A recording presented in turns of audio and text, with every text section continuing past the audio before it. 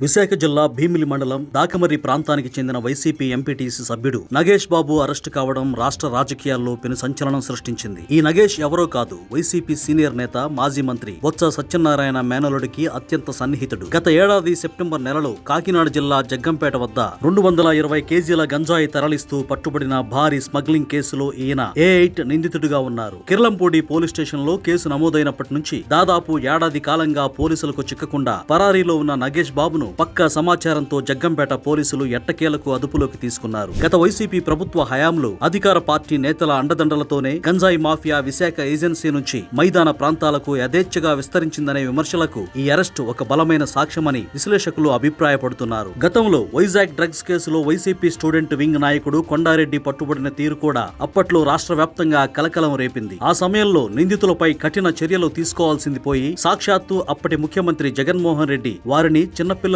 అని వెనకేసుకు రావడం వల్లే గంజాయి డ్రగ్స్ నెట్వర్క్ రాష్ట్రంలో వేలునూనుకుందని ఆరోపణలు ఉన్నాయి. దీనివల్ల ఏపీకి గంజాయి రాజధాని అనే మాయని మచ్చపడిందని, యువత భవిష్యత్తు నాశనమైందని కూటమి ప్రభుత్వం మండిపడుతోంది. రాష్ట్రంలో కూటమి ప్రభుత్వం అధికారంలోకి వచ్చిన వెంటనే డ్రగ్స్ ఫ్రీ ఆంధ్రప్రదేశ్ లక్ష్యంగా యుద్ధం ప్రకటించింది. అందులో భాగంగా ఆపరేషన్ ఈగల్ పేరుతో మాదక ద్రవ్యాల అక్రమ రవాణాపై ఉక్కుపాదం మోపుతున్నారు. తాజాగా హోంమంత్రి వంగలపూడి అనిత వెల్లడించిన వివరాల ప్రకారం ప్రభుత్వం తీసుకుంటున్న పటిష్టమైన చర్యల వల్ల రాష్ట్రంలో నేరాలు ఇప్పటికే 6% మేర తగ్గాయి. రాజకీయ ప్రమేయం ఉన్నా, ఎంతటి పలుకుబడి ఉన్నవారైనా సరే చట్టం ముందు సమానమేనని, యువతను వ్యసనాల బారి నుంచి కాపాడటమే తమ ప్రభుత్వ ఫస్ట్ ప్రయారిటీ అని ఆమె స్పష్టం చేశారు. నగేష్ బాబు అరెస్ట్ అనేది గంజాయి మాఫియా నెట్వర్క్ ను కూకటవేళ్లతో సహా పెకలించే దిశగా వెళ్తున్న కీలక అడుగు. గత ప్రభుత్వ హయాంలో పెంచి పోషించబడిన ఇటువంటి అసాంఘిక శక్తులపై పోలీసులు ఇప్పుడు నిర్దాక్షిణ్యంగా వ్యవహరిస్తున్నారు. కేవలం రవాణా చేసే కూలీలనే కాకుండా వారి వెనుక ఉండి నడిపిస్తున్న రాజకీయ బడాబాబుల అసలు రంగును బట్టబయలు చేసేలా విచారణ వేగవంతం చేశారు. రానున్న రోజుల్లో